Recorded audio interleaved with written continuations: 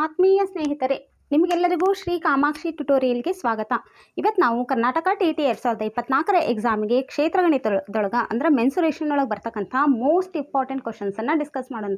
Already part 1 ಒಳಗೆ ಕ್ಷೇತ್ರಗಣಿತದಲ್ಲಿ ಬರ್ತಕ್ಕಂಥ most important questions ಮತ್ತು ನೆನಪಿಡ್ತಕ್ಕಂಥ ಫಾರ್ಮುಲಾಸ್ ಎಲ್ಲನೂ ನಾನು ನಿಮ್ಗೆ ಹೇಳ್ಕೊಟ್ಟೇನೆ ರೀ. ಇವತ್ತು ಅದರಲ್ಲಿ ಮತ್ತೆ ಪ್ರಾಬ್ಲಮ್ಸ್ ಏನೇನು ಇಂಪಾರ್ಟೆಂಟ್ ಪ್ರಾಬ್ಲಮ್ಸ್ ಅದಾವೆ, ಪ್ರೀವಿಯಸ್ ಇಯರ್ ಒಳಗೆ ಯಾವ ಥರ ಕ್ವಶನ್ಸ್ ಕೇಳ್ಯಾರ ಅನ್ನೋದನ್ನು ಡಿಸ್ಕಸ್ ಮಾಡೋಣ. ನನ್ನ ಕ್ಲಾಸ್ ಸ್ಟಾರ್ಟ್ ಮಾಡೋಕ್ಕಿಂತ ಮೊದಲೇ ನನ್ನ ಕ್ಲಾಸ್ ನಿಮ್ಗೆ ಲೈಕ್ ಆತಂದ್ರೆ ಒಂದು ಲೈಕ್ ಮಾಡಿರಿ, ಸಬ್ಸ್ಕ್ರೈಬ್ ಮಾಡ್ಕೊರಿ, ನಿಮ್ಮ ಫ್ರೆಂಡ್ಸ್ಗೆ ಎಲ್ಲರಿಗೂ ಶೇರ್ ಮಾಡಿರಿ. ನೋಡಿರಿ, first question, the circumference of the base of a cylinder is 44 cm and height is 20 cm.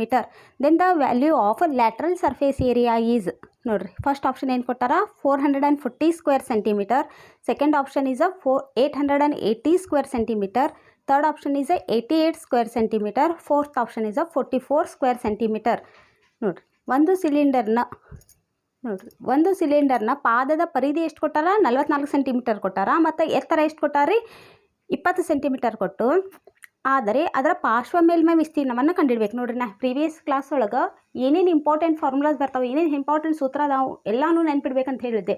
ಆ ಸೂತ್ರ ಒಂದು ಸ್ವಲ್ಪ ನೆನ್ಪಿಟ್ರೆ ಸಾಕ್ರಿ, ನೀವು ಯಾವುದೇ ಕ್ವಶನ್ ಕೇಳಿದ್ರು ನೀವು ಈಸಿಯಾಗಿ ಮಾಡ್ಬರ್ಬೋದು. ನೋಡ್ರಿ, ಇದನ್ನು ಬರೀ ಸೂತ್ರವನ್ನು ನೆನ್ಪಿಟ್ರೆ ಸಾಕು, ಅದ್ರ ಮೇಲೆ ಮಾಡ್ಬೋದು. ನೋಡ್ರಿ, ಸಿಲಿಂಡರ್ನ ಪಾದದ ಪರಿಧಿ ಎಷ್ಟು ಕೊಟ್ಟಾರಿ 44 ಸೆಂಟಿಮೀಟರ್. ಸಿಲಿಂಡರ್ನ ಪಾದ ಯಾವ ಥರ ಇರ್ತೈತಿ, ಸಿಲಿಂಡರ್ನ ಪಾದ ಯಾವ ಥರ ಇರ್ತೈತಿ, ಅದೊಂದು ಸಿಲಿಂಡರ್ ಅಂದ್ರೆ ಅದ್ರ ಪಾದಗಳು ಯಾವ ಇರ್ತಾವೆ, ವೃತ್ತಾಕಾರ. ವೃತ್ತದ ಪರಿಧಿ ಕಂಡುಹಿಡಿಯೋ ಸೂತ್ರ ಏನು 2πr. ಹಾಗಂದ್ರೆ ಸಿಲಿಂಡರ್ನ ಪಾದದ ಪರಿಧಿ ಅಂದ್ರೆ 2πr = 44. ಹಾಗಂದ್ರೆ 2 ಹಂಗೆ ಇಡ್ರಿ, ಪೈ ಅಂದರೆ 22/7, 6 ಹಂಗೆ ಇಡ್ರಿ, 6 ಗೊತ್ತಿಲ್ಲ, = 44. r = 44.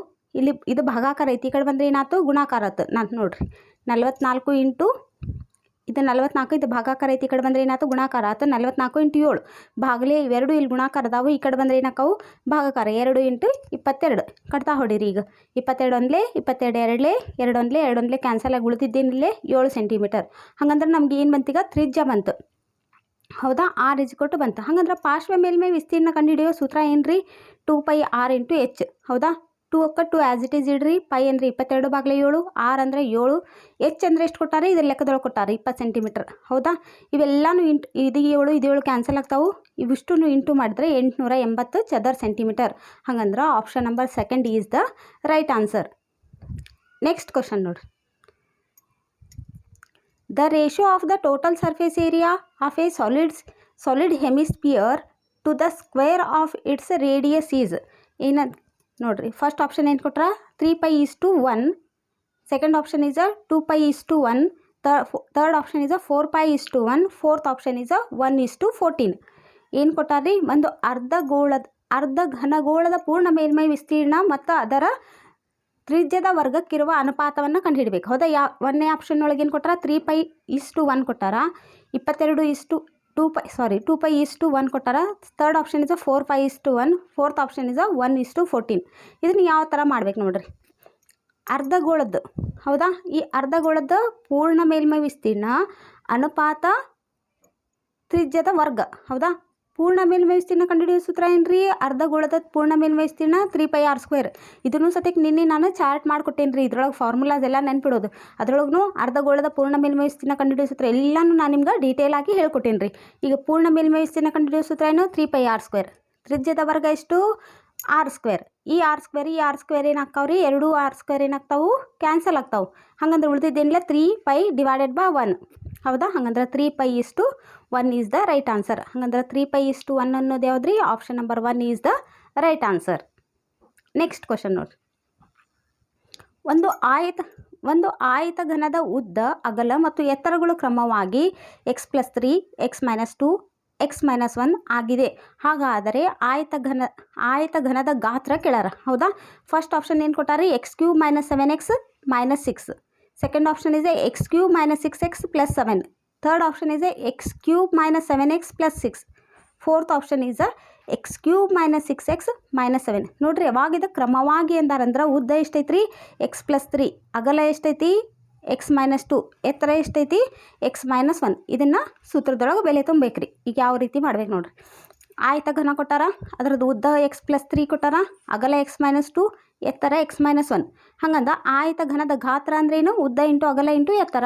ಉದ್ದ ಅಂದ್ರೇನು? x+3 into x-2 into x-1. ಈಗ ಒಂದೊಂದು ಬ್ರ್ಯಾಕೆಟನ್ನು ಬಿಡಿಸ್ರಿ. ಈ ಬ್ರ್ಯಾಕೆಟ್ ಬಿಡಿಸ್ಬೇಕಂದ್ರೆ ಈ ಎಕ್ಸ್ಲೇ ಇದಕ್ಕೆ ಗುಣಿಸ್ಬೇಕು. x ಇಂಟು x ಅಂದ್ರೆ x², x ಇಂಟು 2 ಅಂದ್ರೆ 2x.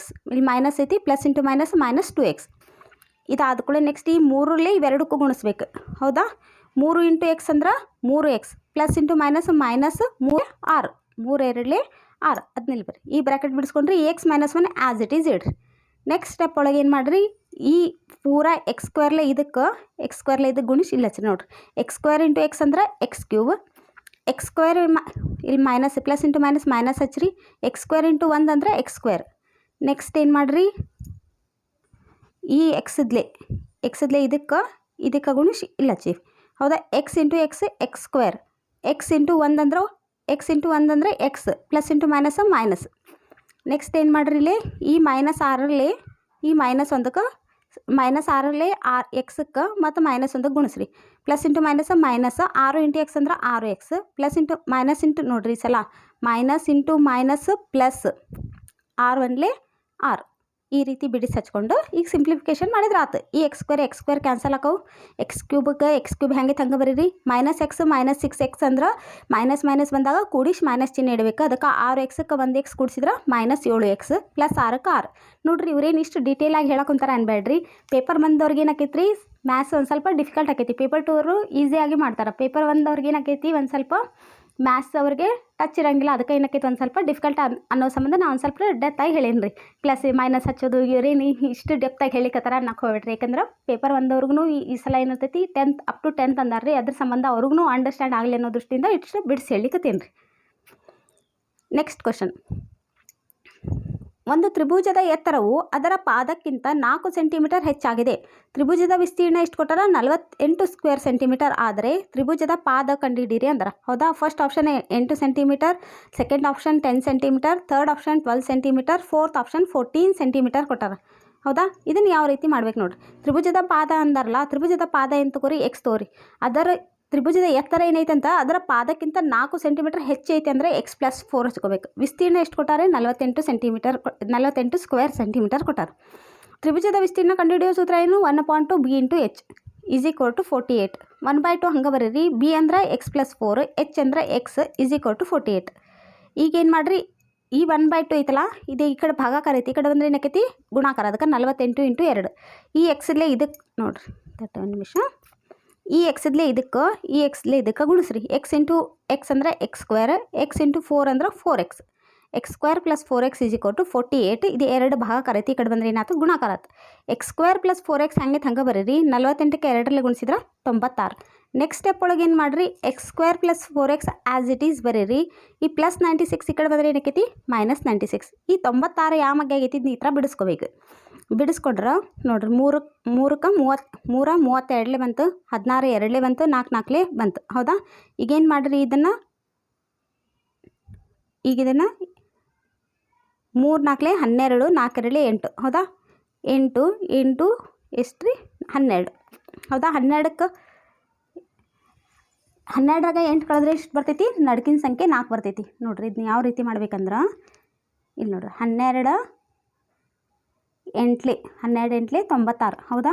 12ರಾಗ 8 ಕಳೆದ್ರೆ ಏನು ಬರ್ತೈತಿ? ನಡ್ಕಿನ ಸಂಖ್ಯೆ 4 ಬರ್ತೈತಿ. ನಮ್ಗೆ ಪ್ಲಸ್ 4 ಬೇಕಂದ್ರೆ 12 ಮುಂದೆ ಪ್ಲಸ್ 12x ಬರ್ಕೋರಿ, 8 ಮುಂದೆ -8x ಹಚ್ಕೋರಿ. ಅಂದ್ರೆ ದೊಡ್ಡ ಸಂಖ್ಯೆ ಚಿಹ್ನೆ ಇಲ್ಲಿ ಬರೋ ಸಂಬಂಧ. ಈಗ x² plus 12x minus 8x minus 96 is equal to 0. ಇವೆರಡದ್ರೊಳಗೆ x ಕಾಮನ್ ತೆಗೆದ್ರೆ ಇಲ್ಲೇನು ಉಳಿತು? x plus x already common ತೆಗೆದ್ರೆ ಉಳಿದಿದ್ದು ಎಷ್ಟಲೇ? 12. -8 ಕಾಮನ್ ತೆಗಿರಿ. ಇಲ್ಲಿ ಉಳಿದಿದ್ದೇನು? x. 12 8 96 ಅದಕ್ಕೆ ಇಲ್ಲಿ 96 ಐತೆ ಅಂದ್ರೆ ಇಲ್ಲಿ 8 ಐತಂದ್ರೆ 8 12. ಇಲ್ಲಿ x+12, ಇಲ್ಲಿ x+12, ಒಂದು x+12 ಕಾಮನ್ ತೆಗಿರಿ. ಇಲ್ಲಿ ಉಳಿದಿದ್ದೇನು? x, ಇಲ್ಲಿ ಉಳಿದಿದ್ದೇನು? -8. ಒಮ್ಮೆ x+12 ಈಸ್ ಈಕ್ವಲ್ ಟು 0 ಬರ್ತೈತಿ. ನೋಡಿರಿ, x+12 ಇಂಟು x ಮೈನಸ್ 8 0. ಅದರ ಅರ್ಥ ಏನು ರೀ? ಒಮ್ಮೆ x+12 ಈಸ್ ಈಕ್ವಲ್ ಟು 0, ಇನ್ನೊಮ್ಮೆ x minus 8 is equal to 0. x is equal to plus 12 ಈ ಕಡೆ ಬಂದರೆ ಏನಾಯ್ತು? -12. x ಈಕ್ವಲ್ ಟು -8 ಈ ಕಡೆ ಬಂದರೆ ಏನಾಯ್ತು? +8. ಯಾವಾಗೂ ಪ್ಲಸ್ ಬಂದಿದ್ದನ್ನು ಆನ್ಸರ್ನ ಹೆಚ್ಚಾಗಿ ಕನ್ಸಿಡರ್ ಮಾಡ್ತೀವಿ, ಅದಕ್ಕೆ 8 ಸೆಂಟಿಮೀಟರ್ ಅನ್ನೋದು option number 1 is the right answer. Next question ನೋಡ್ರಿ. The ratio between the volume of a cone to a cylinder of the same height is a 3:5. The ratio between their radius respectively ಅಂದಾರ. ಇದು square root. First option ಏನು ಕೊಟ್ಟಾರ, square root of 9 is to square root of 5. Second option is a square root of 5 is to square root of 9. Third option is a 1 is to square root of 5. Fourth option is a square root of 5 is to 1. ನೋಡ್ರಿ ಇದನ್ನು ಯಾವ ರೀತಿ ಮಾಡ್ಬೇಕಂದ್ರೆ, volume of the cylinder ಏನ್ರಿ πr²h. Volume of A cone ಏನು 1/3 πr²h. ಹೌದಾ. Next the ratio of the radius ಅಂದ್ರೆ r² / r² πh divided by 1/3 πh. ಹೌದಾ. ಈಗೇನು ಮಾಡಿರಿ, r² ಏನಾಕೈತಿ 3 1/3 × 5. ಹೌದಾ. 9/5. ಹಂಗಂದ್ರೆ r² 9/5. ಇದು 3 ಇದ್ರ ಜೊತೆ ಗುಣಾಕಾರ ಆಕೈತಿ. 3 ಎಷ್ಟು 9/5. 9/5. ಹಂಗಂದ್ರೆ ನಮ್ಗೆ r² ಬೇಡಪ್ಪ. ಆರ್ ಬೇಕಂದ್ರೆ ಬೇಡಕ್ಕೂ ಏನು ಹಾಕೋಬೇಕು, ನಾವು ರೂಟ್ ಹಾಕೋಬೇಕು. Square root of 9 divide by square root of 5. Square root of 9 is to square root of 5 is the right answer. ಹಂಗಂದ್ರೆ option number 1 is the right answer. ನೋಡ್ರಿ ನೆಕ್ಸ್ಟ್ ಕ್ವಶನ್.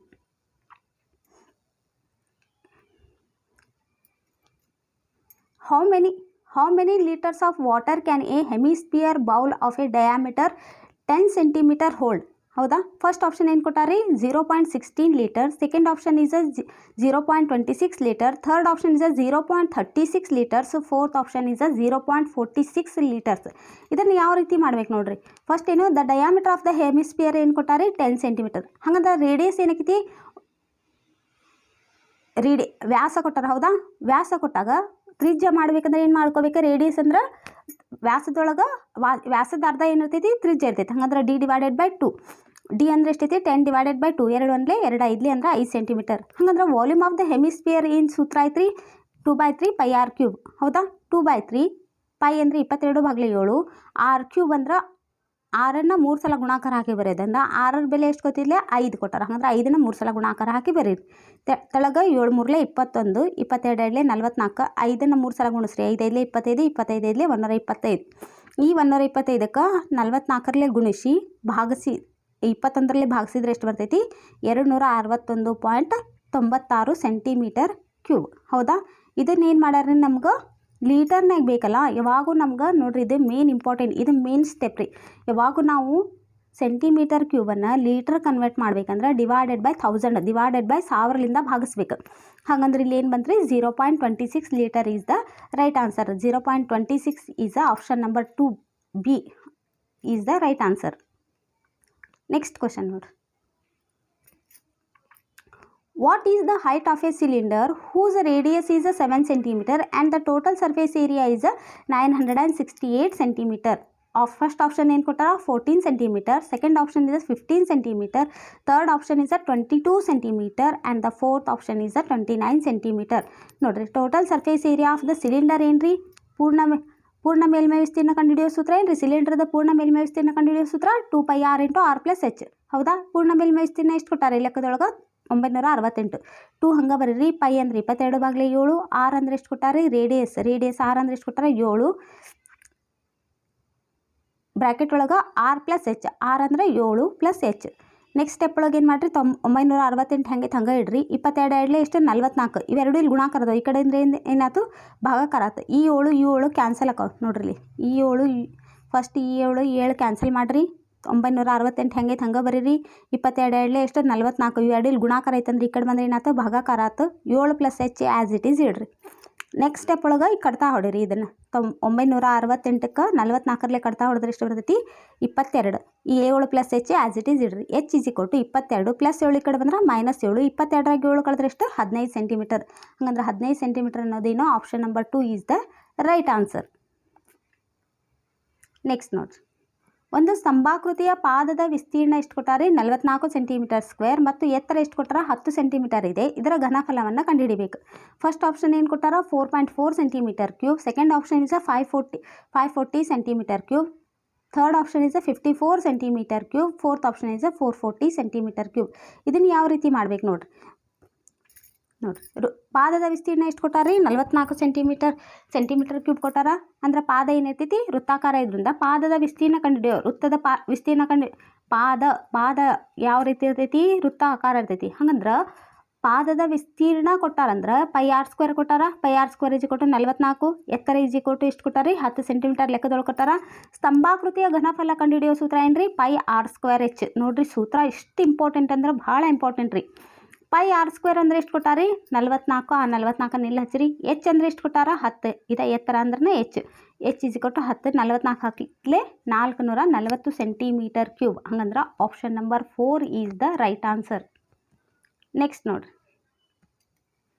ಒಂದು ಘನಗೋಳ ಮತ್ತು ಘನ ಅರ್ಧಗೋಳದ ಪೂರ್ಣ ಮೇಲ್ಮೈ. ನೋಡ್ರಿ ಕನ್ಫ್ಯೂಸ್ ಮಾಡ್ಕೋಬೇಡ್ರಿ. ಒಂದು ಘನಗೋಳ ಮತ್ತು ಘನ ಅರ್ಧಗೋಳದ ಪೂರ್ಣ ಮೇಲ್ಮೈ ವಿಸ್ತೀರ್ಣಗಳು ಸಮನಾಗಿವೆ. ಅವುಗಳ ತ್ರಿಜ್ಯಗಳ ನಡುವಿನ ಅನುಪಾತ ಎಷ್ಟೈತೆ ಅಂತ ಹೇಳಬೇಕು. ಆಪ್ಷನ್ ನಂಬರ್ 1 ಏನು ಕೊಟ್ಟಾರ? √3:2. Option number 2 is 3:√2. Option number 3 is 3:2. Option number 4 is 2:3. ಇದನ್ನು ಯಾವ ರೀತಿ ಮಾಡ್ಬೇಕು ನೋಡ್ರಿ. ಘನಗೋಳದ ಪೂರ್ಣ ಮೇಲ್ಮೈ ವಿಸ್ತೀರ್ಣ ಎದಕ್ಕೆ ಸಮನ ಐತಿ? ಘನಗೋಳದ ಪೂರ್ಣ ಮೇಲ್ಮೈ ವಿಸ್ತೀರ್ಣಕ್ಕೆ ಸಮನಾಗೈತಿ. ಅವೆರಡು ಸಮ ಬರ್ಕೋರಿ. ಈಗ ಏನು ಮಾಡ್ರಿ? ಘನಗೋಳದ ಪೂರ್ಣ ಮೇಲ್ಮೈ ವಿಸ್ತೀರ್ಣ ಕಂಡುಹಿಡಿಯೋ ಸೂತ್ರ ಏನು? 4πr². ಹೌದಾ? 4πr² ಅಂದರೆ ಇಲ್ಲಿ R1 R2 ಹಚ್ಕೋಬೇಕು. ಯಾಕಂದ್ರೆ ವೃತ್ತದ ತ್ರಿಜ್ಯಗಳು ಏನಿರ್ತಾವೆ? ಬೇರೆ ಬೇರೆ ಇರ್ತಾವೆ. ಅದಕ್ಕೆ 4π ಆ್ಯಸ್ ಇಟ್ ಈಸ್ ಬರೀರಿ. R1² ಬರ್ಕೋರಿ. ಅರ್ಧಗೋಳದ ಪೂರ್ಣ ಮೇಲ್ಮೈ ವಿಸ್ತೀರ್ಣ ಕಂಡುಹಿಡಿಯೋ ಸೂತ್ರ ಏನು? 2πr². ಹಂಗಂದ್ರೆ 3πr². 3 ಹಂಗೆ ಬರೀರಿ. ಪೈ ಹಂಗೆ ಬರೀರಿ. R² ಇದ್ದಲ್ಲಿ R2² ಬರೀರಿ. ನೆಕ್ಸ್ಟ್ ಸ್ಟೆಪ್ ಒಳಗೆ ಪೈ ಎರಡು ಕಡೆ ಕ್ಯಾನ್ಸಲ್ ಆಗ್ತಾವೆ. ಇಲ್ಲಿ ಉಳಿದಿದ್ದೇನು? 4r1². ಇಲ್ಲಿ ಉಳಿದಿದ್ದೇನು? 3r2².